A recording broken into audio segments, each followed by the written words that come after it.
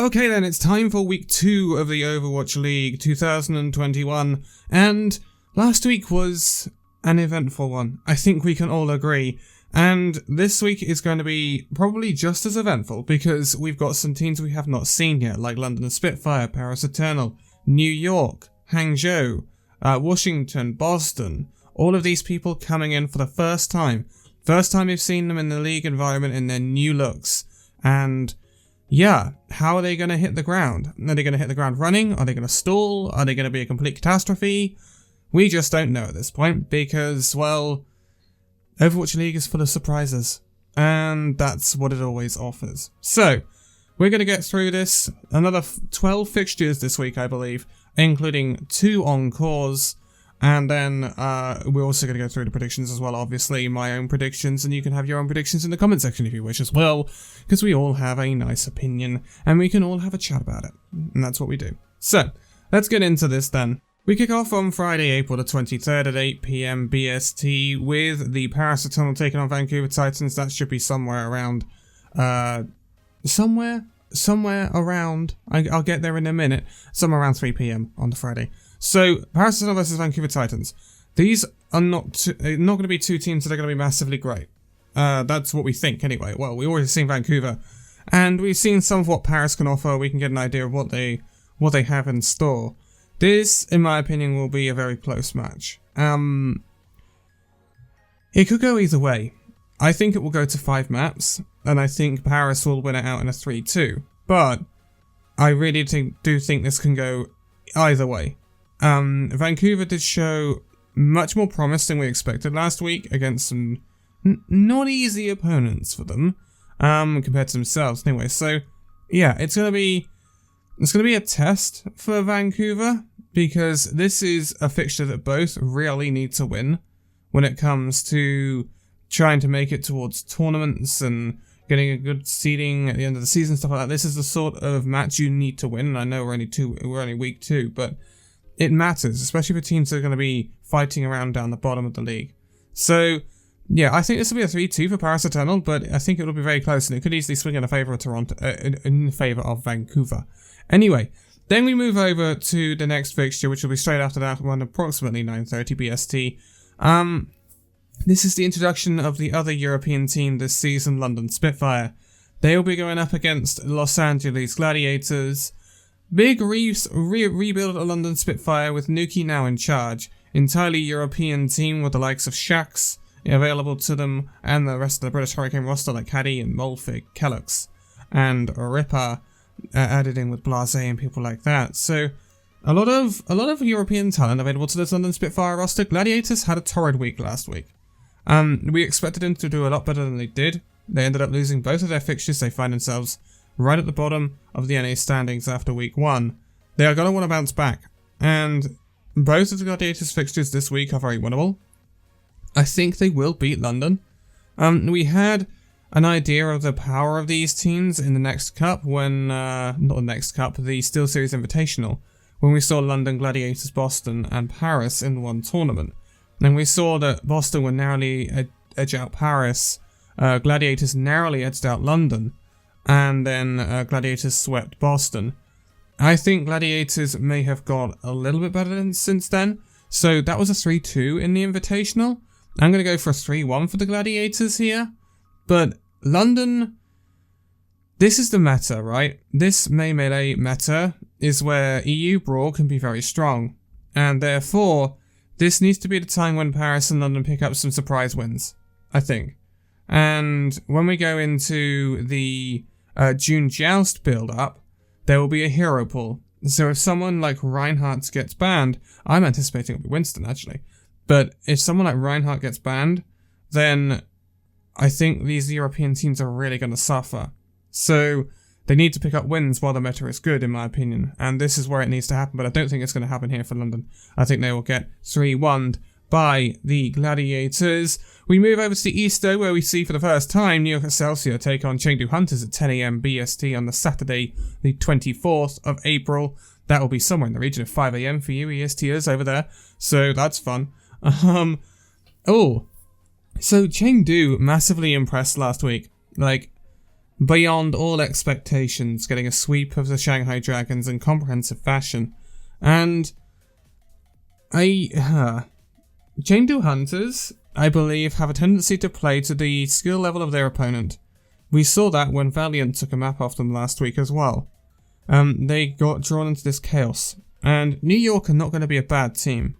So I think this may be closer than some people will anticipate after what happened last week with Chengdu Hunters. We don't have a lot of idea of what New York are like. I mean, if you go on scrims, they were able to beat the Shock in scrims, but to be honest, scrimbucks, what do they mean? They don't mean much at this point. So I don't go on scrimbucks a massive amount. I never have done. And this, to me, I feel like will be a 3-2 for Chengdu. I think Chengdu will get a win. It could easily be a 3-0 for Chengdu, but I'm really not sure on how much Chengdu will get drawn into the game that New York will want to play. And if they do get drawn into that game, then New York will come into it, and that worries me. And that's what will always worry me with Chengdu. After that, we will see the Philadelphia Fusion take on the Hangzhou Spark. So this will be at 11:30 a.m. BST. This, again, we haven't seen the Hangzhou Spark this season. It's a chunky roster, pretty much Chinese-Korean split down the middle. They have a lot of good talent on the roster, I'm not going to lie with Hangzhou Spark. But Philadelphia Fusion looked like they were setting a blistering pace last week. They really, really did. And with the DPS side of Carpe and Rascal, nothing's changed. Mano and Hotba looked great, and so did Toby alongside Alarm. So I have no reason to doubt the Fusion here.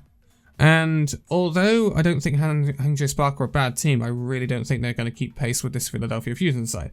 So I think it will be a 3-1 for the Fusion, and a lot of people will doubt that, but I'm going to go with that. It'll be interesting to see how it works out, but I really do think Fusion are going to be pace setters in the East at the moment, at least for the time being, while this meta is in position, shall we say. Then, much later on in the day, 5:30 BST, you'll have a rerun or encore of Chengdu Hunters versus New York. Then after that, the games will start for the West again. This will start off with the Houston Outlaws taking on the Paris Eternal at 8 PM BST, so that's around 3 PM EST again. Houston Outlaws were phenomenal last week, right?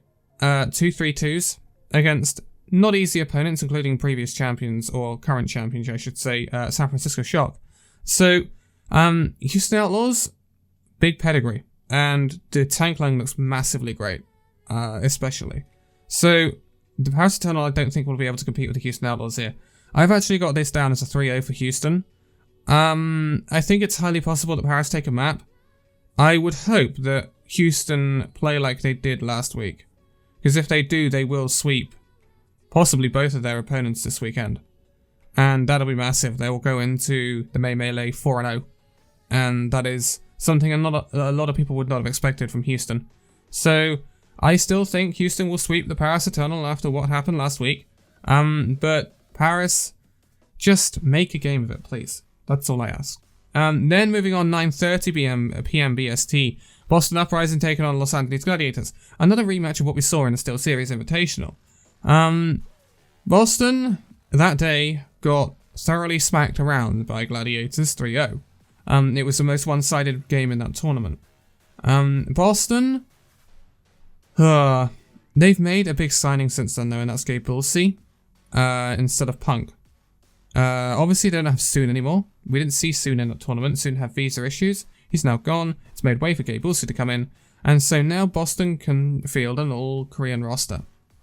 That is very valuable, especially for Laurie, who is obviously ex-head coach of WGS Phoenix last year, who won Korean Contenders. So they have pedigree, Boston. I don't trust Boston, though. But after what happened last week, I don't trust Gladiators either. So, I really don't know. On paper, this should be a 3-1 for the Gladiators. But I don't trust either team to get the job done, which is phenomenally frustrating when it comes to trying predicting teams. This week will be a very big teller of where Boston sit, because their second match is also not easy.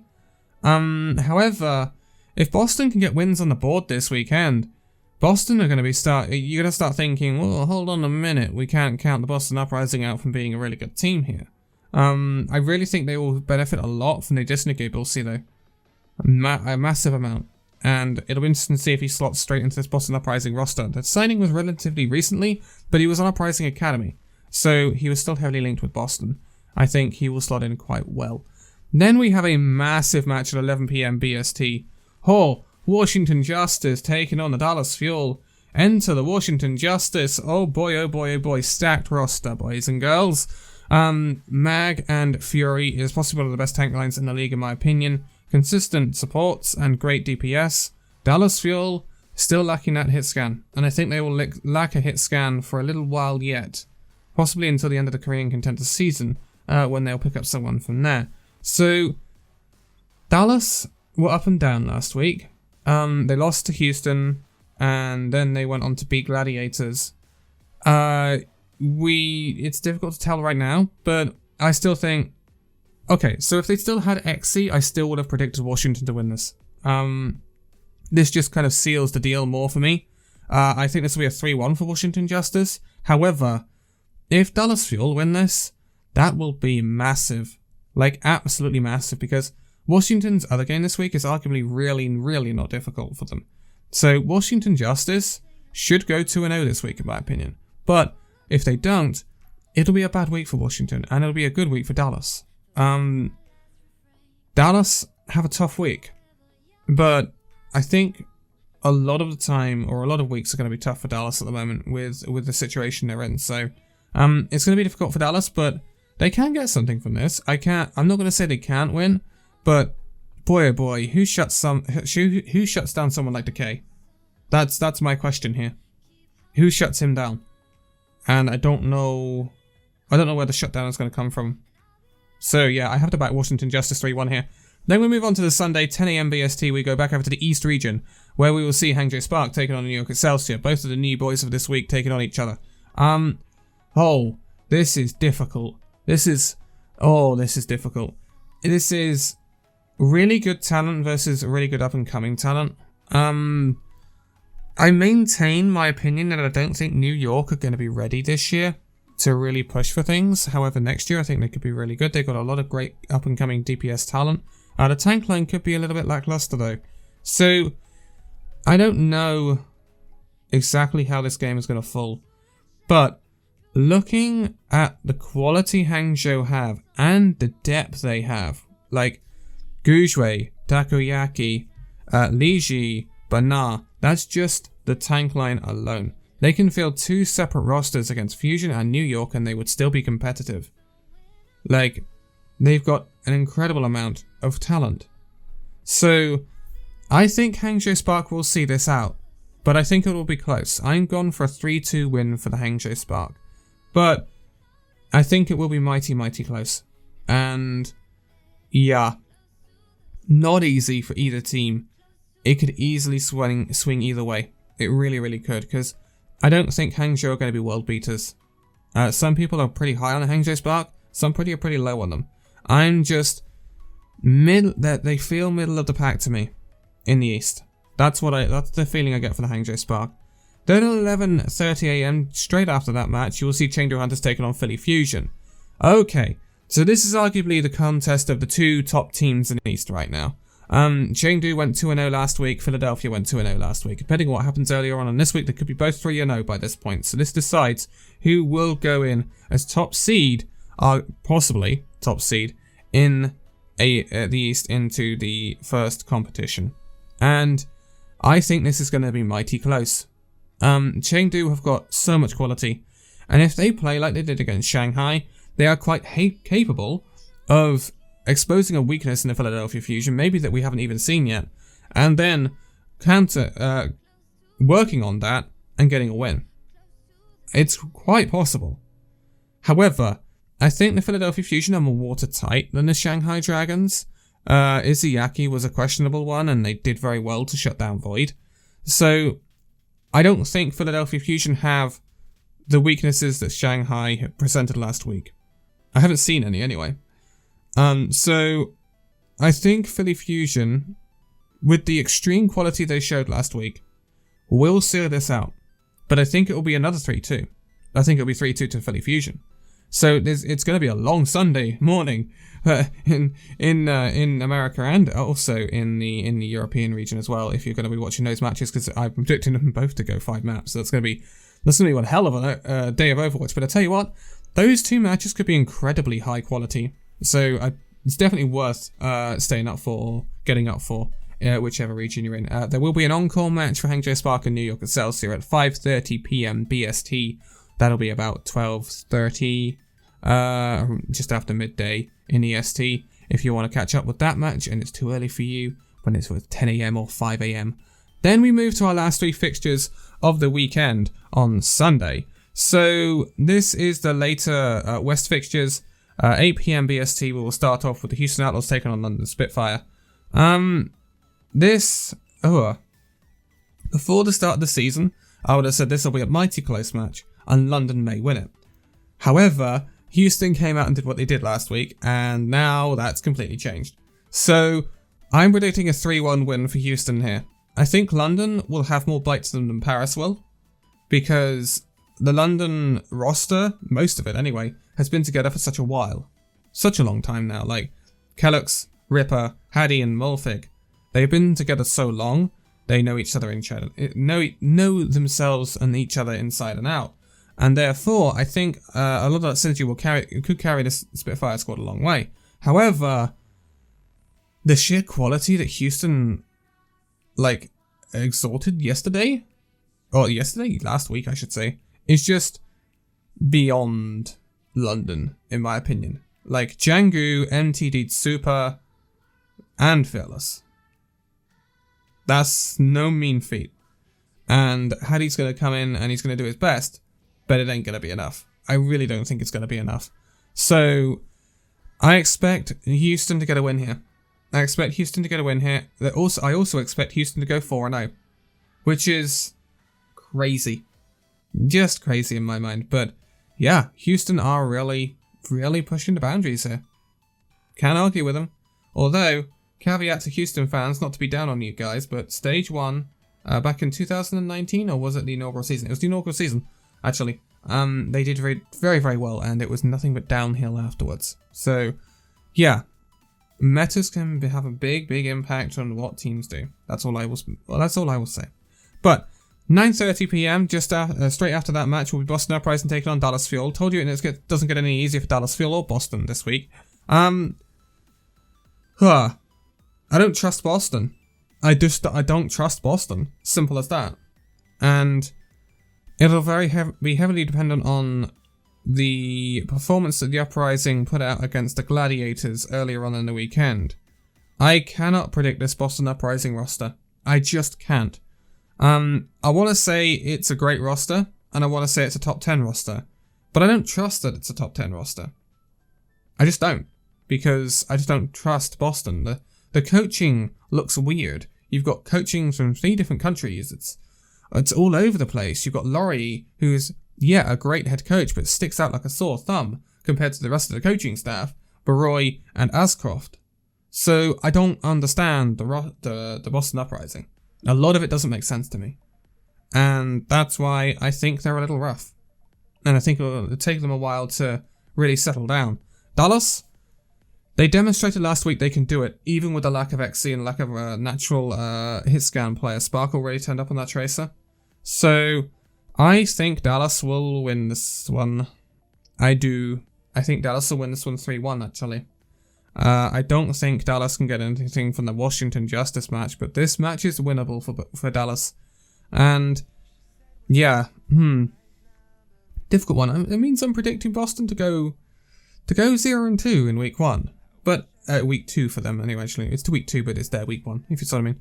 But, yeah, I don't think that's beyond the realms of possibility. I believe in that. So, that's what I'm going to go with, but yeah. Last match of the weekend, though, 11 p.m. on Sunday. Straight after that match again, Vancouver Titans versus Washington Justice. So, yeah, Vancouver Titans, gritty team, as I said last week. And although they will grind away, they will cause you issues. I don't think they're going to really make the top teams bend to the knee, if you see what I mean. Washington Justice should be a top team, and although I expect the Justice to pour a lot more resources into the Dallas Fuel match rather than Vancouver, they should have enough to see Vancouver off. I think it will be a 3-0. I could see Vancouver taking a map in a really gritty fight, but when we look at the likes of, okay, so the map that Vancouver won against Toronto, that's when Toronto subbed in Beast. Like, Toronto threw that map. And so that should have really been a 3-0 for Toronto. And when I look at that, if a team like Toronto is going to 3-0 Vancouver, surely Washington are going to. Like, surely. Washington are better than Toronto, in my opinion. Again, we never know. Could be completely wrong. But yeah, that's what I'm looking at. I have the paper to work with. I don't have any previous on Washington at the moment, apart from scrims to go on. And Washington have looked good. So yeah, that's kind of what we're working with. But yeah, that's the entire fixture list for this weekend of fixtures. Going to be super interesting. Great to finally see the European teams in action alongside Hangzhou, New York, Boston and Washington. It's great to see that everyone will be on the board after this weekend. We're not going to see some of the other teams though. No San Francisco Shock, obviously, or the Valiant or anyone like that. They will rotate back in next week. But I will be leaving it here for this one. Keep an eye on the Discord and everything. Obviously, there's lots going on in there for predictions and stuff like that, talk and hanging out and talking about Overwatch League contenders, etc. Contenders is back very soon as well, so make sure you support Tier 2 as ever. All my socials linked in the video description for, obviously, as I said, just said, the Discord and my Twitter. All of that stuff, give that a follow because I will be active on there from time to time as well. But I will be leaving it here for this one, or Illusion Gaming as well, because I'll be down there as well. Thank you guys so much for this video. If you'd like to give a like, subscribe if you're new, and I'll see you in the next video. See you then.